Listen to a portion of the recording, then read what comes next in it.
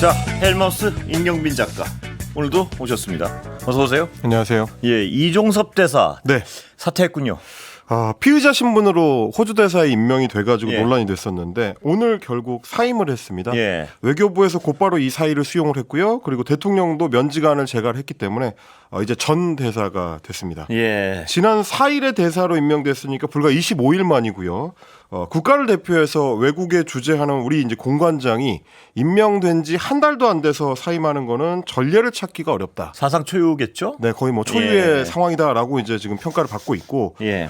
부임지에서는 사실 열흘도 채 보내지를 못했습니다. 예. 뭐 이제 그 출국하기 전에도 논란이 많았었기 때문에, 그리고 또 이제 출국해서 잠깐 갔다가 곧바로 또 귀국을 했었기 때문에 제대로 부임지에 머물지도 못하고 그 짐을 싸게 센 셈이고, 예. 호주 입장에서 봤을 때는 굉장히 좀 황당한 일이 됐습니다. 기분 나쁠 것 같아요. 예. 그렇습니다. 저희가 입장 이제 뒤집어 놓고 보면 뭐 그 당시에 이제 호주 공영방송 ABC 방송의 방송 내용을 전달해드리기로도 했었는데 현지에서도 상당히 좀 황당하다는 반응이 많았는데 한국에 가더니 다시는 돌아오지 않아버린 뭐 이런 상황이 돼버렸습니다. 예, 그렇습니다. 예. 자, 이 대사가 전격 사임을 하면서 결과적으로는 곧 그만둘 이 대사를 임명하기 위해서 그리고 그 대사와 어떤 회의를 하기 위해서 외교부 장관, 국방부 장관, 산업통상자원부 장관, 방위사업청장까지 예. 한국에 와 있는 일주일 동안에 고위 공직자들, 고위 당국자들이 개별 면담을 각각 진행을 했는데 그것도 다 헛일이 된 셈입니다. 공관장 회의 자체가 급조됐다는 의혹도 있었는데 그것까지 포함하게 되면은 6개국 대사가 다 귀국을 했기 때문에 그것도 역시 마찬가지로 행정력 낭비, 외교력 낭비 아니냐 예. 뭐 이런 얘기들이 뒤따를 수밖에 없을 것 같습니다.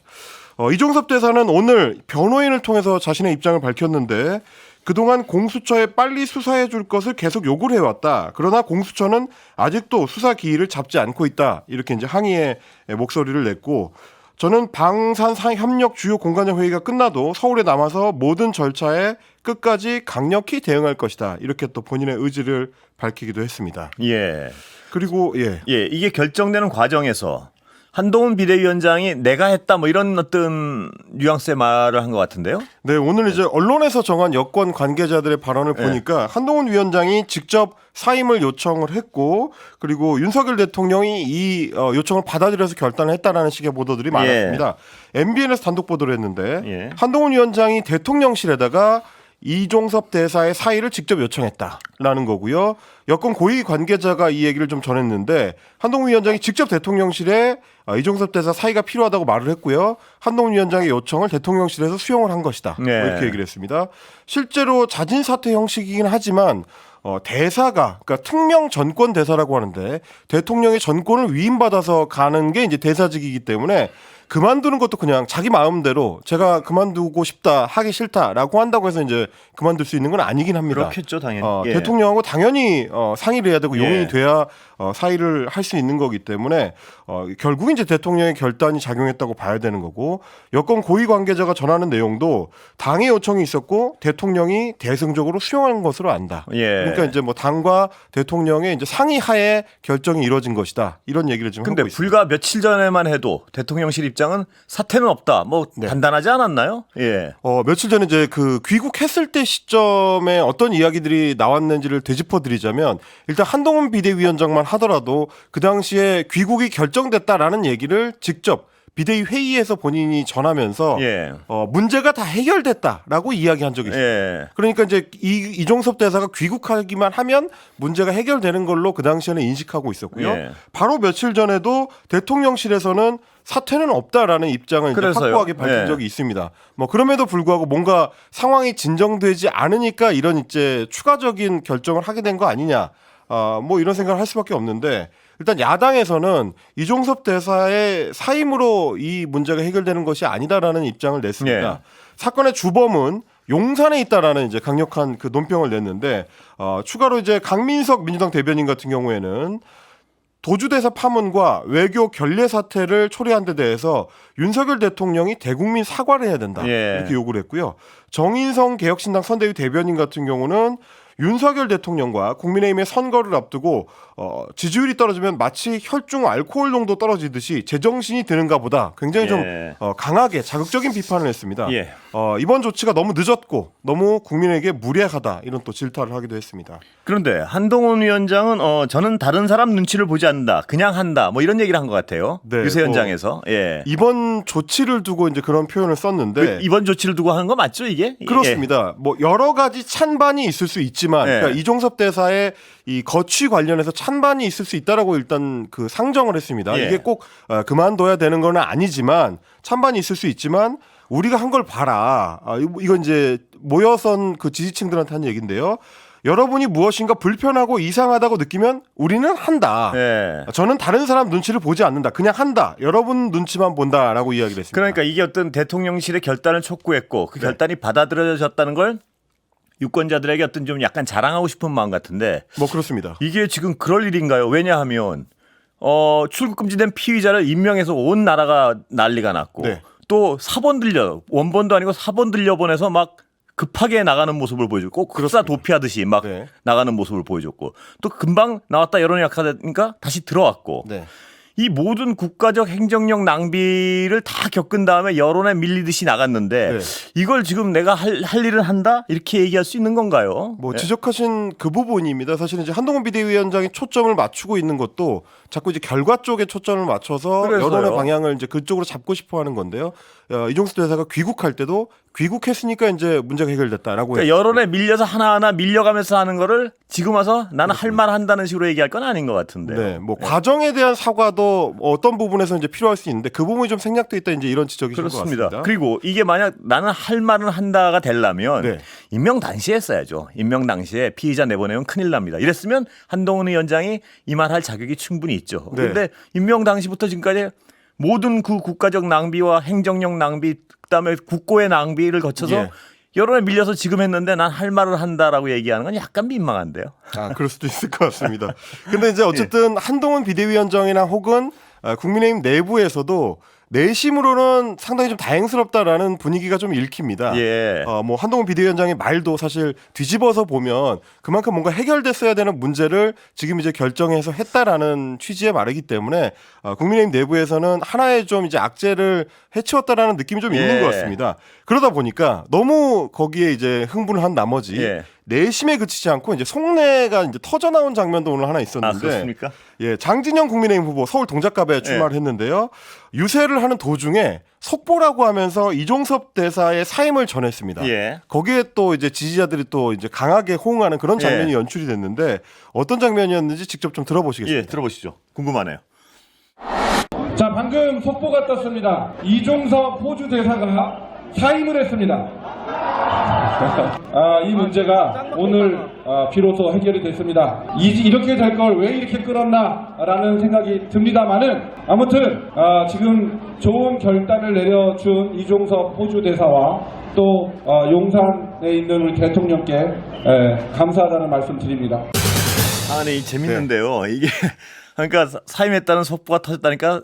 그 지지자들이 막 환호성을 해요. 그야말로 이제 환호성을 올리는 장면이 연출이 돼버렸는데. 그리고 그 말도 많이 들려요. 이렇게 될 걸 왜 이렇게 끌었나. 그런데 그렇습니다. 제가 궁금한 건 이렇게 좋아할 거면 그 전에 그 이종섭 대사의 어떤 그 자리 유지하는 걸 그렇게 옹호했던 분들은 뭔가요, 그럼? 그러니까 뭐 이제 국민의힘 내부적으로는 좀 안타까운 일일 수밖에 없을 것 같습니다. 그렇습니다. 뭐 기왕이면 조치가 좀 빨리 이루어졌으면 좋았을 것 같고 지금 이제 지지자들의 반응도 그렇고 장진영 후보 같은 경우도 이제 서울 수도권 특히 격전지에서 맞붙고 있는 후보들 입장에서는 거의 뭐 속으로 이야기를 차마 직접 꺼내지는 못했지만 갖고 있었던 속내가 지금 터져 나온 셈이잖아요. 그래서 이렇게 기다렸을 정도로 이 사태를 반길 정도면은 그동안 모든 자리에 나가서 그 이종섭 대사를 옹호했던 그 많은 정치인들은 뭐가 되나요?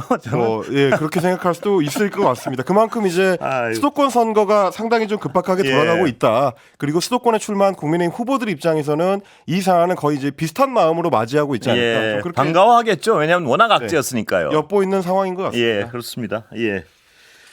다음 얘기 넘어가 볼까요? 좀 전에 제가 이제 말씀드린 것이 수도권 후보들의 내심인데 수도권 후보들의 내심을 반영하듯이 최근 들어서 이제 한동훈 국민의힘 비대위원장이나 혹은 이제 국민의힘 그 정치인들 사이에서 읍소 전략이 본격화되는 분위기가 예. 좀 있습니다. 그건 전략 변화네요. 예. 그렇습니다. 이제 국민들에게 이제 더 적극적으로 호소하고 잘못했다고 이제 고백하면서 다시 한번 좀 봐달라라는 예. 이제 요청을 하는 그런 분위기로 지금 이제 선거운동의 방향이 좀 전환이 되고 있는데 예. 오늘 이제 한동훈 위원장 같은 경우에 재외 선거권자들을 대상으로 비례대표 선거운동을 하는 방송 연설이 있었습니다. 근데 여기 이제 출연을 해가지고 염치 없는 줄 알면서도 고개 숙여서 국민께 호소드린다. 예. 딱 한 번만 더 기회를 달라, 믿어달라 이렇게 호소를 했습니다. 예. 직접 그 호소 내용 들어보시겠습니다. 들어보시죠. 존경하는 국민 여러분, 여당의 비상대책위원장으로서 희망을 드리지 못하는 우리의 정치를 반성합니다. 저희부터 달라지겠습니다. 국민의 용서를 구하는 마음으로 진심을 담아서 정치 쇄신의 약속을 드립니다. 저희 부족함 제가 잘 알고 있습니다. 실망 드린 일도 많았습니다. 염치 없는 줄 알면서도 이렇게 고개 숙여서 국민께 호소드립니다. 딱 한 번만 더 저희를 믿어주십시오. 읍소군요. 이제- 읍소 전략입니다. 예. 전략의 어떤 굉장한 수정의 냄새가 나는데요. 예, 그렇습니다. 예. 뭐 흔히 이제 정치권의 소거를 이야기를 할 때 예. 바로미터라고 하잖아요. 측정 단위를 이야기할 때 이제 바로미터라고 예. 하는데 바로미터랑 합성을 해가지고 큰절미터라는 게 있어요. 예.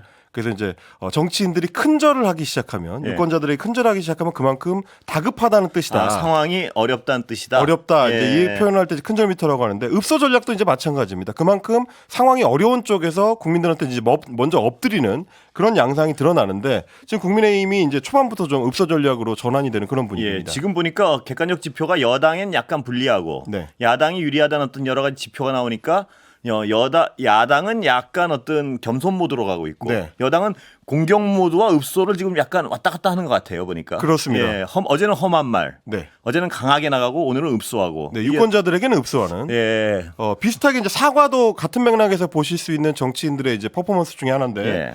대파 한 단이 아니라 한 뿌리가 375원이라고 한 것이다라는 발언 때문에 논란이 됐던 이른바 대파 격파 영상의 주인공 예. 이수정 국민의힘 경기 수원정 후보 같은 경우에 결국 사과를 했습니다. 예. 이것도 이제 기존의 본인의 어떤 태도하고는 조금 달라진 건데 오늘 SNS를 통해서 민생을 모른다는 지적이 부당하다는 생각에 잠시 이성을 잃고 실수의 말을 했던 것을 사죄드린다라고 했습니다. 이분은 매일매일 상황과 어떤 그 해석이 다른 해석을 내놔가지고 매일매일 언급을 안 할 수 없게 해요. 뭐냐면 이 해프닝 네. 좀 그만 언급했으면 하면은 뭐 네. 뭘 올리시고 또는 사과로 또 언급을 하게 하는군요. 예. 국민의힘 다른 후보들 입장에서 봤을 때는 좀 야속할 수 있는 거죠. 야속할 거예요. 아마 예. 왜냐하면 이제 어제까지만 하더라도 한 유튜브 방송에 출연을 해가지고 이게 사실은 농담 삼아서 했던 일인데 농담을 다큐로 받았다 예. 이렇게 얘기했고 이건 이제 오해가 있다라는 얘기죠. 온 정치인들이 여당을 공격하는 이슈로 사용을 하는 거는 굉장히 부당하다. 지금 본인이 받고 있는 이 공격이 부당하다라는 표현까지 했었는데 예. 하루 만에 이제 방향을 바꿔서 사과하는 쪽으로 바뀐 겁니다. 그러니까 이게 워낙 국민적 어떤 이슈가 됐지 않습니까? 네, 약간 그렇습니다. 조롱거리도 되고. 그렇습니다. 그러면 이게 가라앉아야 되는데 매일 입장을 바꾸고 이러니까 또 언론 입장에서는 언급 안 하기도 좀 그렇고. 예. 이게 선거 캠페인 입장으로 봤을 때는 굉장히 곤란한 이슈인 것이 상징성과 직관성이 선거 캠페인에서는 중요하거든요. 예. 어떤 정치적 상징성을 갖고 있느냐. 그리고 이제 그걸 유권자들한테 곧바로 직관적으로 이해시킬 수 있는 쉬운 방식이 이제 거기에 채택되는 이런 예. 건데 대파 논란만 하더라도 대파와 875원이 결합이 되니까 굉장히 직관적으로 유권자들한테 그렇습니다. 가닿는 예. 소위 이제 민생과 관련된 중요한 이슈로 부각이 돼 버렸거든요. 네. 그런 차원에서 아마 이제 국민의힘 내부에서도 소가리가 좀 있었던 것 같고 그 결과로 오늘 이제 이수정 후보도 사과를 하게 된 것 같습니다. 사과 때까지 너무나 많은 어떤 여당 입장에서 보면요. 너무나 출혈이 많은 좀 있었죠. 출혈이 예. 있었어요. 그리고 이런 어떤 걸 보는 아까도 잠깐 언급했지만 이런 걸 보는 그 격전지 후보들은 아까 야속하다는 표현하셨는데 네. 그보다는 훨씬 미울 것 같아요. 네, 예. 속이 타죠. 정말. 예. 네, 그야말로 왜냐하면 속이 매일매일 이걸 거론하게 만드니까요. 그렇습니다. 예.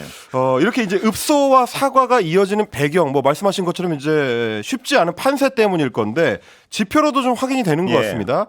여의도 연구원, 지금 이제 국민의힘의 그 싱크탱크죠. 여의도 연구원에서 판세 분석을 했다는 소식을 듣고 기자들이 오늘 아침에 장동혁 국민의힘 사무총장한테 이제 질문을 했습니다. 이 판세 분석에 대해서 장동혁 사무총장이 언급을 했는데 예.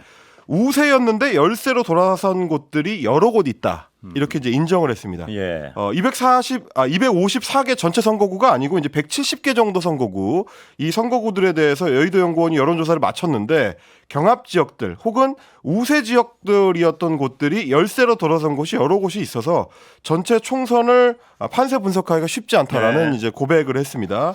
CBS 노컷뉴스가 이 세부 내용을 이제 별도로 좀 취재를 해봤는데 국민의힘이 판세 분석을 한 결과 강남 3구 선거구 중에서 기존의 민주당 현역 국회의원이 있는 이제 송파병, 예. 남인순 의원이 있는 송파병을 제외하고 7개 국민의힘 그 보유 지역 중에서 2곳이 오차 범위 내에 접전인 걸로 나타났다. 예. 그 중에 한 곳은 박빙 열세로 나타났다라고 하는 겁니다. 그런데 이 강남 3구 지역구 같은 경우는 국민의힘 입장에서는 이제 안전한 지역구로 분류가 돼서 예. 다른 지역구를 공략하기 위한 발판 역할을 해줘야 되는데 오히려 이 텃밭이라고 할 수 있는 지역구에서도 일부가 좀 흔들리는 분위기가 감지된다. 그 열세라는데 혹시 지역을 밝혔습니까? 지역을 직접적으로 아, 밝히진 예. 않았습니다. 예. 이제 선거에 영향을 미칠 수도 있는 부분이기 때문에 예. 게다가 이제 지금 이제 그 여의도 연구원에서 자체 판세 분석을 한 여론조사 결과는 이제 공표할 수 있는 여론조사가 아니기 때문에 예, 직접 그렇군요. 밝히기는 좀 어렵습니다만 그럼에도 불구하고 언론 보도에 따르면 네. 텃밭도 흔들리는 분위기가 감지된다는 거기 때문에 국민의힘 입장에서는